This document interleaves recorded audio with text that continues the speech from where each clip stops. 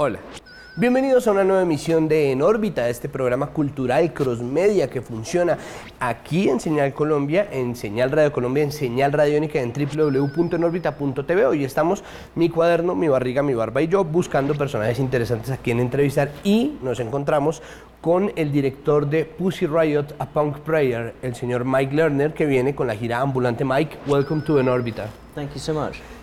Let's begin with the hardest one. Do you think film and documentary and art can change the world? Well, I do think it can. I mean, it's an unfashionable position, but I think any positive change that has occurred throughout human history has been as a consequence of art, essentially. Mm-hmm. And whether that's in the form of something like the Bible, you know, or Shakespeare, or the Beatles, or whatever you wish. I think all social progress and human progression is ultimately inspired by art, and that's the role of art, I think. Это главный храм, который символизирует между собой,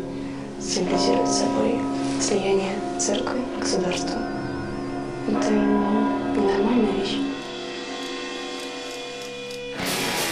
Is it hard to be the producer of a product so rapidly non-profitable as documentaries and activism and art and that relationship between art and power and politics?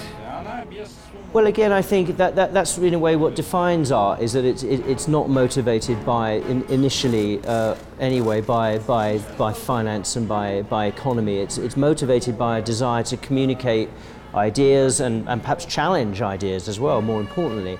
So I mean, I find I'm really fascinated by the opportunity to to tell stories and to communicate ideas through the medium of film, of course, and it's sometimes it works, sometimes it doesn't work, but it's always worth trying, I think. And I think today more than ever, I think people understand that, and I think there's such an amazing new kind of generation of filmmakers who are going out there, and they're not thinking about earning a living, they're thinking about creating something, and in this short time that we have on the planet, to leave behind a great film, a great book, is the most important thing to do. So yeah, I mean, I don't really think about the downside, really. I don't think there is one. I think we're lucky that we have the freedom to be able to do this. I mean, I think it's a great privilege. You're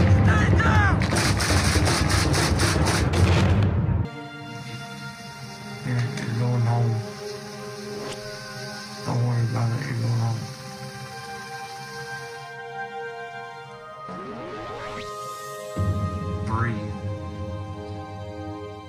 And you tend to idealize documentaries as a gesture of resistance, and you just don't connect. How can you be a successful filmmaker and be a documentarist? All of a sudden, it turns out that Ambulante has been a great success. It's nice. It's nice to know that it has possibilities, but I do ask because it's not conventional. I think we're living in interesting times, and I think technology has played a huge part in the promotion of the ideas of documentary filmmaking. You can shoot, edit, distribute a film from your bedroom. Mm-hmm. Okay, and if that bedroom is in Ethiopia or China, or and I can communicate with people all over the world on Skype for nothing. You can have live conference. I mean, these are interesting times that, normally you would need millions of pounds and all kinds of facilities and backing to do this. Now we can all just, subvert the whole industry, which is what's happening. And, increasingly, I think people are surprised to see how popular documentaries are when they are presented. It's finding the opportunity to actually give people the option. And of course, Ambulante in Mexico up to now has done an amazing job, and it's starting now to do a great job. And of course now with Netflix and YouTube and all that, I mean, it's incredible. You can distribute your film internationally at the click of a button. How was the transition to be a producer, from producer to director? What made you take that decision? Well, It was pretty instinctive, really. I mean, I just felt this story was something that I just felt very kind of obviously inspired by. And, you know, I grew up in London in the 70s and I was, you know, involved in punk rock then. And somehow I just felt a great affinity to what was happening there.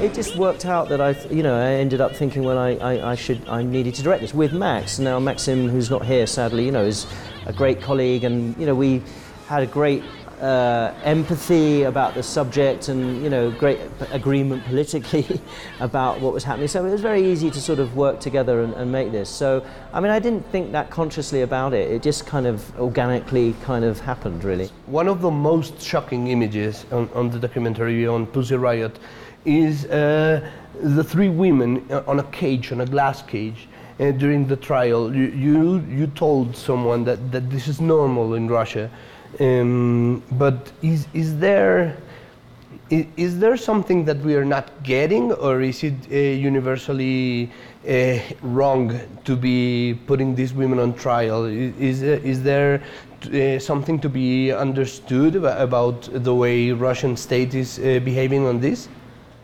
I hope so. I think there's a number of issues, and the brutal nature of the criminal justice system in Russia is obviously shocking to a lot of people. And indeed, you know, had these three young women not been behind bars, perhaps their image would not have been projected around the world, because it's a classic image of, it's almost like St. Catherine or something like this. It's like, you know, Joan of Arc, like I say, it's like almost a medieval idea. But, you know, I would also say that, you know, the criminal justice system in Russia is probably no more unfair or dysfunctional than the American criminal justice system, or perhaps even, dare I say, the Colombian criminal justice system. I mean, these systems are archaic. They're not necessarily even corrupt. They just don't work. You know, they were designed to deal with a society that no longer exists.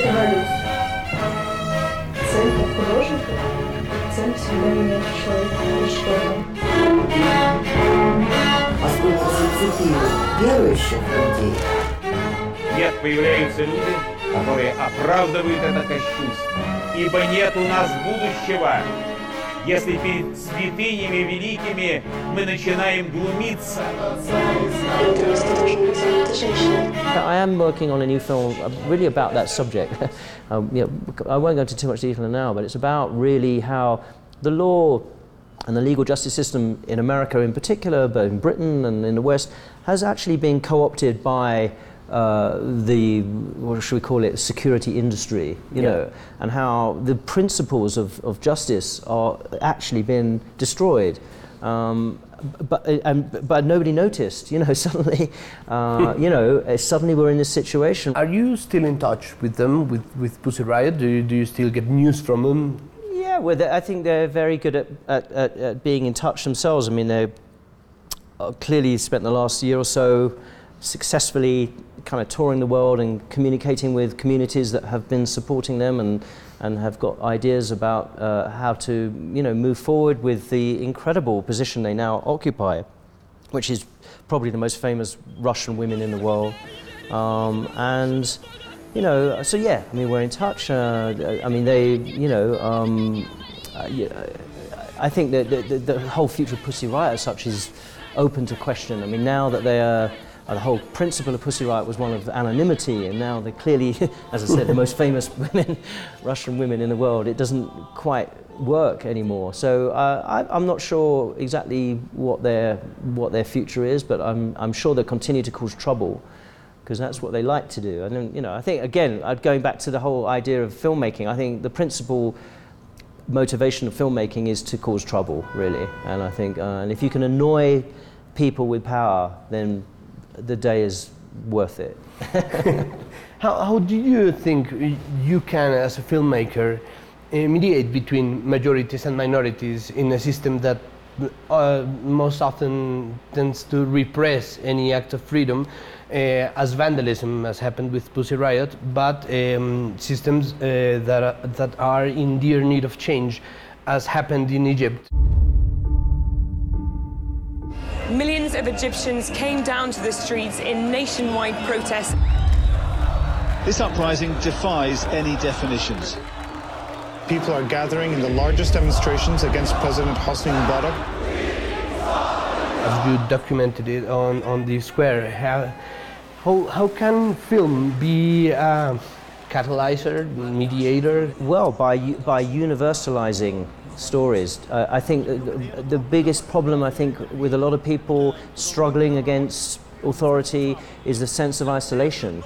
And I think the great thing when a film can transcend that and can open up people's situation to others to empathize with and understand, I think that gives a great deal of support and strength to people. I mean, you know, film isn't going to end a war, film isn't going to get someone out of prison, well, occasionally they do, but what it can do is give people a sense of solidarity and a sense of support, and I think that in itself is really, really valuable. So, you know, and I think that's true, and with Pussy Riot, again, you know, the film did not make any difference whatsoever to the outcome of their trial or the term of their imprisonment, but they did feel supported, and they do feel that the world is watching and the world is caring, and that gives them strength to succeed. So, you know, I think that's absolutely vital, and you know, of course, you know, the death of hope is the worst thing that can happen, and when people feel supported and understood and recognized and acknowledged, then they have hope. So I think it's really valuable. It's like fuel for what they're doing. Okay, I think we have much more that we were expecting for. Well, thanks a lot, Mike. Thank you very much. You can drink your cocktail now. Señores, recuerden que pueden ver esta entrevista en toda su extensión en www.enorbita.tv. Nosotros vamos a seguir cazando personajes para entrevistarlos y traérselos acá cada viernes. Que estén muy bien. Hasta luego. Thanks a bunch. Thank you.